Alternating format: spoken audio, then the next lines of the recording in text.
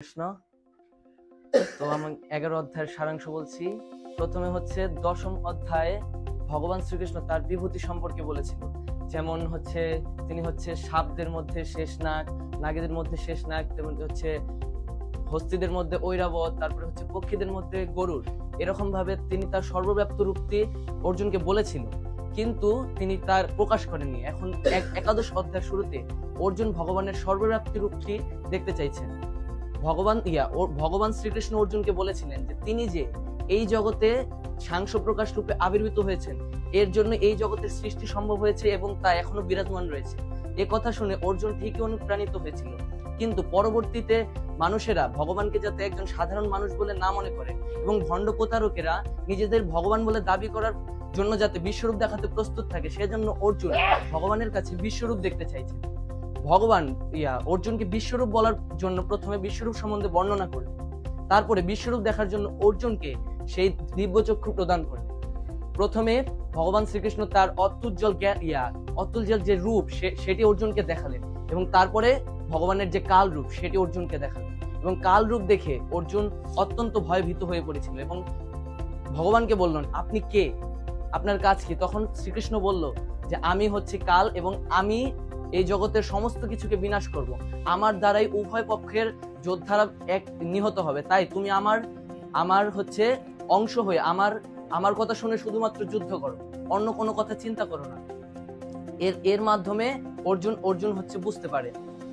এরপরে একাদশ অধ্যায় হচ্ছে শেষে বলা হয়েছে যে ভগবানের এরপরে বিশ্বরূপ দেখানোর পরে ভগবান হচ্ছে অর্জুনকে তার অর্জুন বিশ্বরূপ দেখার পর ভয় হয়ে বলছেন যে আমি তোমার বন্ধু হয়ে, সখা হয়ে তোমাকে অনেক রকম হে যাদব, হে মাধব, এরকম অনেক কিছু বলেছি, এগুলোর জন্য আমাকে ক্ষমা করে দাও। এর জন্য অর্জুন ক্ষমা চাইছিল। তারপরে পরমেশ্বর ভগবান শ্রীকৃষ্ণ তার বিশ্বরূপ থেকে চতুর্ভুজ রূপ প্রদর্শন করলো এবং শেষে দিবস শ্যাম সুন্দর রূপ প্রদর্শন করলো। ভগবানের দিবস শ্যাম সুন্দর রূপের প্রতি অনন্য ভক্তি সহকারে সেবা করার মাধ্যমে একমাত্র ভগবত ভক্তি লাভ করা যায়। অন্য সকল রূপের প্রতি ভগবান শ্রীকৃষ্ণ চিত্ত নিবিষ্ট করার কথা বলা হয়। হরে কৃষ্ণ।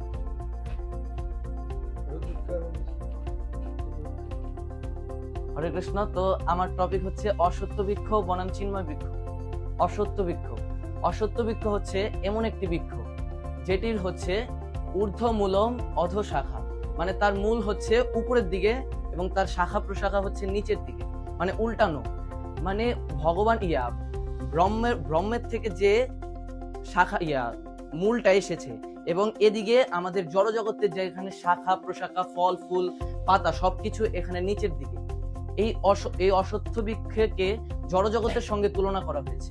এই অসৎ বৃক্ষের যে পাতা, সে পাতাকে বৈদিক মন্ত্রের সাথে তুলনা করা হয়েছে এবং এই অসৎ বৃক্ষ পুষ্ট লাভ হয় হচ্ছে গুণের দ্বারা, ত্রিগুণের দ্বারা, এবং যে ত্রিগুণ হচ্ছে সত্য, রজ ও তম। এই গুণের মাঝেই, এই গুণের দ্বারাই আমরা অসৎ বৃক্ষের এক এক ধরনের শাখা, যার শাখার কোনো আদি মধ্য অন্ত নেই, আমরা এক শাখা থেকে অন্য শাখায় এভাবে ঘুরে বেড়াচ্ছি। এভাবে ঘুরে বেড়াতে বেড়াতে আমরা এক দেহ থেকে অন্য দেহে দেহান্তরিত হচ্ছি। এই অসৎ বৃক্ষটি যেটা হচ্ছে উপরের দিকে হচ্ছে তার মূল এবং নিচের দিকে শাখা, এরকমটা শুনে আমাদের অবাক লাগতে পারে, কিন্তু আমরা যদি একটি জলাশয়ের পাশে যাই বা একটি নদীর ধারে যাই, সেদিকে যদি একটি গাছ থাকে, আমরা দেখতে পারি সেই জলাশয়ে সেই গাছের প্রতিচ্ছবিটি পড়ছে এবং সেটি উল্টানো। ঠিক তেমনি চিন্ময় জগতের অসৎ বৃক্ষটি ঠিকই আছে, কিন্তু এই জড় জগতে সেটির বিকৃত রূপ, সেটি হচ্ছে এখানে উল্টানো। সেই উল্টো বৃক্ষেতে আমরা হচ্ছি ঘুরে বেড়াচ্ছি এবং একের পর এক দেহান্তরিত হচ্ছি। এটি খুবই ভয়ঙ্কর বিষয় যে আমরা একের পর এক দেহপ্রাপ্ত হচ্ছি, কিন্তু তারপরেও এই অসৎ বৃক্ষ সম্বন্ধে জানবার চেষ্টা করছি না, পরম পুরুষোত্তম ভগবান শ্রীকৃষ্ণের সেবায় নিযুক্ত হতে পারছি না এবং জন্ম মৃত্যু চক্র থেকে উদ্ধার হতে পারছি না। এই যে আমরা অসৎ বৃক্ষের এক শাখা থেকে অন্য শাখায় ঘুরে বেড়াচ্ছি এবং ফল আস্বাদন, যে ফলকে বলা হচ্ছে আমাদের কর্মফল, যার অর্থ ধর্ম, মোক্ষ, কাম এবং অর্থ। এই কর্মফলের জন্যই আমরা এক শাখা থেকে অন্য শাখায় যাচ্ছি। এই যে আমরা এক দেহ থেকে অন্য দেহে দেহান্তরিত হচ্ছি, এই বিষয়টি নিয়ে আমি শ্রীমদ ভক্তি বিজয় ভাগবত স্বামী মহারাজের একটি গল্প শুনেছিলাম। আমি সেই গল্পটি উপস্থাপন করছি। একবার নারদমণি, তার এক কৈলাসের ঘরে নারদমণি আসে। সে নারদমণি এসে কৈলাসকে বলে, কৈলাস, তোমাকে আমি ভগবত ধামে নিয়ে যাব। তখন কৈলাস বলে, আমার আমার এখন ছেলে পুলে ছোট, আমি এখন এদের ছেড়ে যেতে পারবো না, আমার সংসারের কত দায়িত্ব, এই সম্পত্তি এগুলো কি হবে আমার, আমি তো এখন যেতে পারবো না। তখন নারদমণি সেই স্থান থেকে চলে যায়। এরপরে নারদমণি আবার কিছু বছর পরে আসে এবং কৈলাসকে বলে, কৈলাস তুমি তো এখন বৃদ্ধ হয়ে গেছো, এখন চলো আমার সঙ্গে ভগবত ধামে যাবে। তখন কৈলাস বলে, নারদমণি আমার এই যে নাতি নাতনি হয়েছে, এই নাতি নাতনিদের বড় করতে হবে না, তাদের বিয়ে দিতে হবে, এই নাতি নাতনির বউ দেখতে হবে, এই সকল কিছু না জেনে, এই সকল কিছু না দেখে আমি এই সংসার ছেড়ে কোথায় যাবো নারদমণি বলুন। এরপরে নারদমণি সে স্থান থেকে চলে যায় এবং একটু কষ্ট পেয়ে সে স্থান থেকে চলে যায়। এরপরে নারদমণি আবার অনেক বছর পরে আসে এবং এসে কৈলাসের ঘরে ঢোকার সময় একটি কুকুর নারদমণির দৃষ্টি আকর্ষণ করে এবং নারদমণি দেখতে পায় সেই কুকুরটি বলছে, নারদমণি আমি হচ্ছি কৈলাস। তখন নারদমণি বলে, হায় হায় কৈলাস, তোমার এই কি অবস্থা, তুমি শেষে এই ঘরে কুকুর হয়ে জন্মালে, এখনই চলো তুমি আমার সাথে ভগবত ধামে যাবে। তখন কৈলাস বলে, নারদমণি আমি এখন কি করে যাই আপনার সাথে বলুন, আমার নাতি নাতনিদের এত এত টাকার সম্পদ, এই সম্পদ তো পাহারা দিতে হয় আমার কুকুর হয়ে, আমি তো এখন এই ছেড়ে যেতে পারবো না, এই সংসার ছেড়ে নারদমণি। তখন নারদমণি খুবই কষ্ট পান এবং সেই স্থান ত্যাগ করেন। আবার কিছু বছর পর নারদমণি আবার আসেন। আবার আসার পরে যে কৈলাসের ঘরে ঢুকার পথে একটি ক্ষেত ছিল, সেই ক্ষেতের মধ্যে পাশ দিয়ে যাওয়ার সময় নারদমণি একটি সাপ দেখেন এবং সাপের দৃষ্টি আকর্ষণ করার পর নারদমণি সেই সাপটি বলে, নারদমণি আমি কৈলাস। তখন নারদমণি বলে, হে বদ্ধজীব, তোমার এই কি অবস্থা, তুমি শেষে এই গৃহে সাপ হয়ে জন্মগ্রহণ করলে, এক্ষুনি চলো, এখনো সময় আছে, আমার সাথে তুমি ভগবত ধামে যাবে।